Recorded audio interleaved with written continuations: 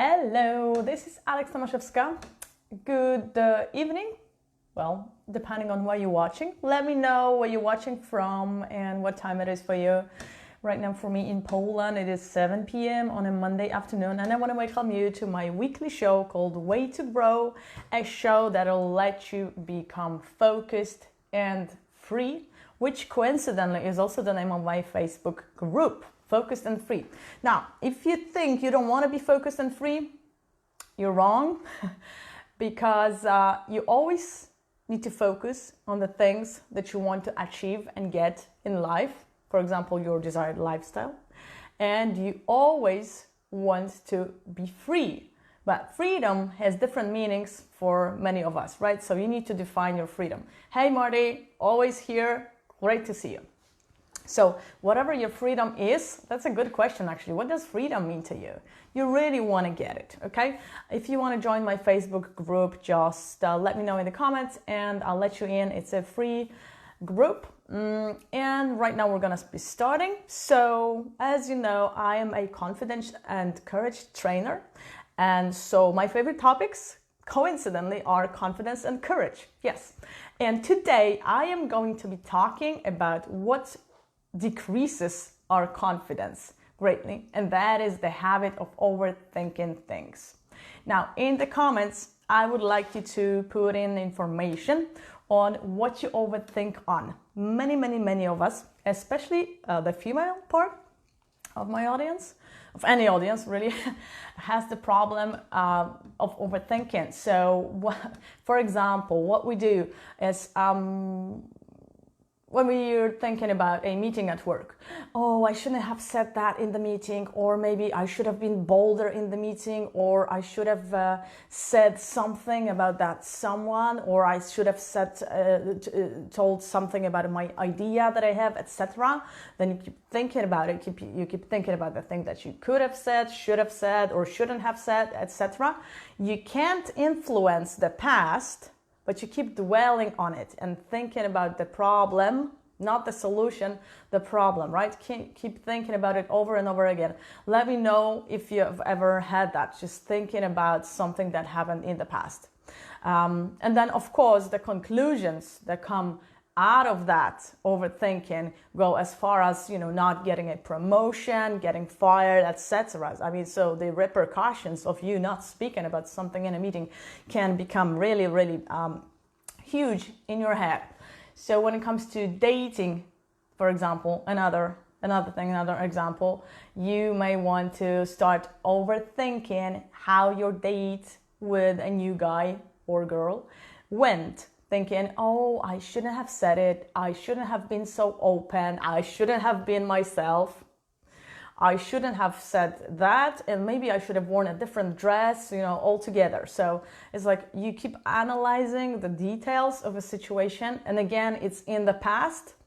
And well, if it was constructive, it was going to be constructive, you would be thinking about the solution for the future. Right? The solution of the problem. But that's not what we do when we overthink. We kind of dwell on the thing, on the problem, on the event, and we get stuck in there, basically. Let me know if you have other examples of you overthinking. And let me know if you overthink, and if you don't overthink, you're weird, okay? Just kidding. Maybe I'm not, I don't know. Right, so why don't we want to overthink? Basically, and this is like my favorite reason, overthinking takes a lot of time away from us. A ton of time. And time, as I always say, is the only resource that we cannot buy. You can get healthier, you can get richer, you can get more money, but you cannot buy time, right? When you're overthinking, you're wasting a great deal of time and energy, because when you're using your brain, it's taking the thoughts that go down your brain, they are taking the space of thoughts that can be productive, that can be creative, right? Hey, Andrea. So when you're overthinking, you're taking away the computing power of your brain, and like serious amounts of that computing power. Now think about it. If instead of overthinking, you were able to think about something creative, like, I don't know, starting a business or a new project or something that you can improve at work, or spend the time with your loved ones, or spend the time relaxing, which is a very, very good usage of your time, spending it relaxing, right? But it's naturally, it's easier said than done, right? Otherwise, I wouldn't be talking about it. So that's one thing, time. Then energy. Nothing good ever comes from overthinking. Nothing good, because it's not. The overthinking energy is the negative energy. And negative energy has destructive powers, as opposed to positive energy, which has constructive powers, which means something may be created from that positive energy. But from overthinking, nothing good ever comes. So you're losing time and you're losing energy, right? Another thing that happens is we tend to share the information that we're overthinking, right? And that can cause us some relationships. Imagine that guy who keeps talking about, I don't know, dating girls and how it doesn't work out constantly, right? And he keeps thinking about what doesn't work out, but doesn't really do anything about it. So it's all kind of the same situation over and over and over again. He's definitely overthinking, and you have had enough of listening to that crap that is really non-productive, right?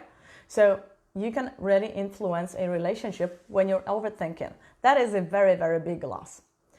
And the last thing that I want to talk about, and that is a huge, huge impact, is health. When we overthink, we get stressed. Your shoulders get higher when you get stressed, right? Your breath can get shorter, and stress causes diseases, various multiple diseases, possibly, definitely most of the diseases are caused by stress. So it's unhealthy for your body and for your brain. So it really makes sense to handle that, right? And many situations in life, maybe possibly new situations, they can get us to overthinking, like stressful situations, like giving a public presentation. I can imagine you overthinking after giving a speech, overthinking the whole thing, basically, or some minor detail that you fucked up. So, what I'm going to give you is 6 tips. I think it's 6. Yeah, it's 6 tips. And it's not a magic wand. As I always say, there are no shortcuts to your personal development. There are no shortcuts to getting confident and to increasing your courage. No, that's not happening. If you want a shortcut, go to some charlatan who's going to lie to you. So stopping the overthinking, really, that thing really requires a lot of very conscious effort, because we're talking about controlling our thoughts. Now, it is no secret that it's much easier to control our actions than our thoughts. Thoughts are very difficult to control. And how it influences our confidence is because we tend to be more confident in situations which we can control, right? We're like kind of building our lives so that we have more and more in control, and that kind of gives us confidence, right? So when you're overthinking, you're losing that too, as I said in the beginning. Fun fact, another thing that I teach my customers, train my customers in, is actually the ability to let go of the control. To let go and just be confident and feel good in a world where you don't know what's going to happen next, and you're not trying to control it, you just wait, possibly in a good mood for what's coming to you. But that's like another level. Right, so tip number 1 is, first of all, very important, you need to be aware that you're overthinking. Sometimes, many times, we are not aware of it, and suddenly you realize it, and it can have been days or weeks after you started overthinking, right? So from today on, I would like you to start verifying if maybe you're not overthinking something, right? Now, how to recognize it is that you're going to feel stuck. You're going to feel like you're thinking about a topic and you can't find a solution to it, right? Or you're thinking about the past, which you have no control over because it already happened, right? And yet you keep going back to that one thing. And it can be a thing many, many years in the past, right? Let me know if this resonates with you. Let me know if this makes sense, and let me know if you figured out what you're overthinking right now. Or maybe you're just perfect and you don't overthink anything. Good for you, really. Okay, so sometimes when we're overthinking something that's going to happen in the future, like we're making a decision about, I don't know, buying a new laptop, when you realize you're overthinking, you can just say, okay, this is enough. Like make a time limit and say, right, no, I have spent way too much time. This is again about time, your most precious resource. Hey, Samantha, good to see you. Guys, if you like this, share the video, okay? Share it. You can share it in a private message, or you can share it in a group, or you can share it in your Facebook page or Facebook feed. It'll pop up everywhere because it's public. Right, so if you're overthinking something, if your decision takes too long, like I had a friend who, it took her 2 years to decide on the camera that she was going to buy. Like you need to put in a time limit and say, yeah, that's it. I mean, I'm not going to waste any more time or energy on it. That's a simple fix, right? But if we're talking about the past, so the reason why we overthink really is, and that's my second tip, why we overthink, I want you to start noticing that, is that when we overthink, we kind of think that we're solving a problem. It kind of gives us like a weird sense of security. Hey, I'm thinking about this, so maybe I'll solve it, right? And security is the basic human need, right? So you're kind of hanging on to it, you're afraid to let go, and that's the reason you're overthinking, because you have a false supposition that you're trying to solve the problem. The reality is, if you're stuck on it, you're not going to solve it anymore. So realize that, right? That's tip number 2, why we're overthinking. Tip number 3, very simple. It's not going to deal with the root cause, but it may help you in the moment. Like I said, overthinking has an enormous influence on your organism. So what you want to do is start, well, some people when they overthink, they get really anxious, right? You want to start breathing deeply into your diaphragm. I don't want to touch my mic. Into your diaphragm. And the reason for that is because there are more receptors in the lower part of our lungs, more oxygen receptors, and they are also more receptive. So when you do that, you're automatically, first of all, you're relaxing your shoulders. Second of all, you're automatically delivering more oxygen to your body, and oxygen relaxes us, right? So it's a very, very simple tool which you can use in any anxious situation. Just breathe deeply and take like 5 to 7 deep breaths down here, down to your diaphragm, right? Now, tip number 4. Overthinking. You started overthinking possibly even many years ago. You get used to it, and now it's a habit. It's a habit. You do it after events. You kind of start possibly when you're driving your car from an event. Let's say you were giving a speech, right? Or you were in an important meeting, and then you're driving the car back home. You're on complete autopilot. You have no idea that you've even driven the car. You have no idea how you found yourself at home, how you got home, and you were overthinking the whole time, right? So it has become a habit. And as any habit, it can be replaced with a different habit. So consider a smoker, right? It's a bad habit for your health. But why do smokers smoke? You know that very often it's not because of the smoke, it's not because of the nicotine. No, it's a habit which enables them to go to social meetings where everybody else goes smoking. So if you're trying to quit smoking, but all your colleagues go for a cigarette, suddenly you feel left out, like you are the outlier because everybody is there, right? And you're missing out on so much, right? So what do smokers often do? They don't they very often don't quit smoking just from day to day. Some people do it, yes, but many of them choose chewing gum, right? So what they're doing, it's a very good approach regarding the brain. So they're replacing the old habit with a new, healthier habit. And then afterwards, they just have to quit the chewing gum, which is much easier, right? So replace the habit with a new habit. Now, when it comes to overthinking, consider this. You are in Los Angeles, California. Your overthinking is going great. You're sitting on a couch in some apartment and watching outside, looking outside the window. You don't see anything because you're overthinking. And suddenly there's an earthquake, right? The only thing that you focus on is saving yourself and possibly your family if they're with you, right? And saving other people. That's the thing that you can focus on. You immediately stop overthinking because you don't have the power, the brain power to overthink at that time. Overthinking had to be replaced with something else. Now I know that's a little bit of a drastic example, but I think I made my point.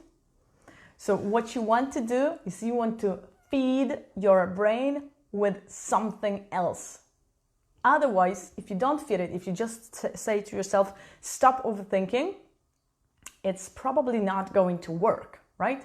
It's probably just going to go back to what it was doing. So you want to switch it to thinking about something else.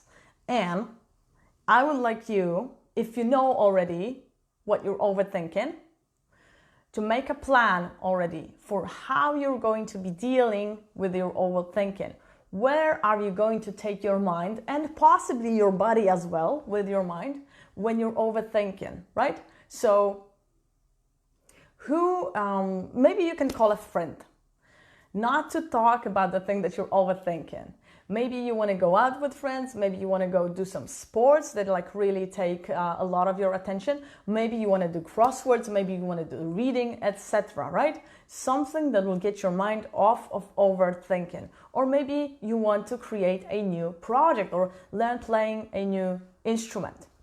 Have that plan prepared for when you're overthinking. So tip number one is be aware that you're overthinking. Tip number four, is to make a plan, devise a plan for what you're going to be thinking when you overthink. Now, tip number five is you can prevent it. Meaning right now, when you're not overthinking, you can prepare yourself for when you start overthinking, right? So that you can start the process as soon as it begins. And you can stop it when it only begins. You can probably stop it by just saying, okay, you're starting to overthink, don't do it. You're wasting your time, you're wasting your energy. This is totally unproductive. Just start doing something else. Everything is going to be fine. And you cannot influence what happened anymore. Everything is going to be fine. Like, I want you to tell yourself that everything is going to be fine 5 times. Everything is going to be fine. Everything is going to be fine, okay? As a way to stop overthinking when it starts. And then tip number 6 for today. I don't want to give too many tips. 6 is a lot, but I think you can make it. Hopefully you remember at least 2 of them. So the thing is, if your brain, like I said, overthinking is a habit, so it kind of been taking place for years for you right now, right? And you've gotten used to it so much that it's really, really difficult to stop. And you may think, okay, but I can't really do it. You know, these tips are cool, but I don't think I can make it on my own. Basically, that's probably true.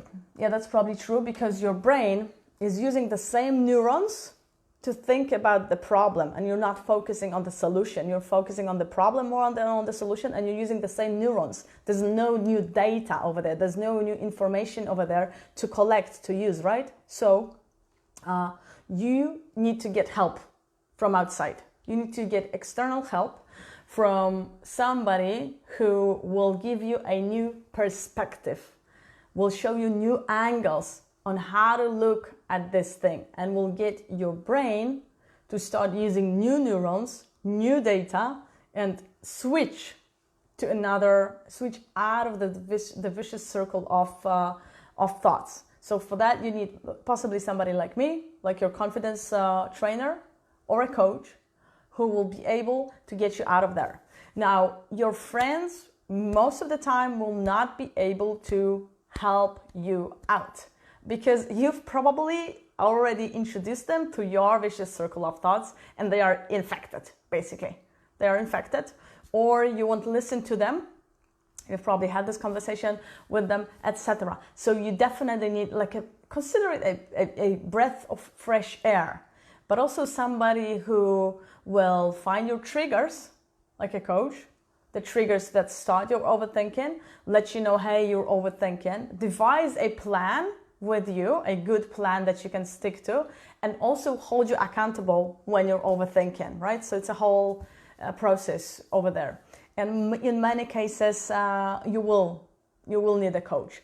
But the biggest tip really that you can use on your own is to devise a plan of what you're going to replace your overthinking with. And I recommend to do it now, just when you finish watching this, right? Because we need to prepare the plan before the thing happens, always. So once again, 6 tips, 6, that's 6. First of all, be aware that you're overthinking. Then why you're overthinking is because you're thinking you're solving a problem, but you're really not solving a problem. Deep breathing to calm down your organism. Overthinking is a habit, replace it with a better habit. Prevent overthinking. As soon as it starts, you can tell yourself to stop. And then number 6 is get help. Get a coach, get somebody from the outside to get you out of the vicious circle of your thoughts. Right. Thank you so much for watching. That's it for tonight. Let me know if you liked it. And I'm going to see you on Wednesday at 7 p.m. I'm going to be interviewing someone really, really interesting. Thank you, guys. Bye.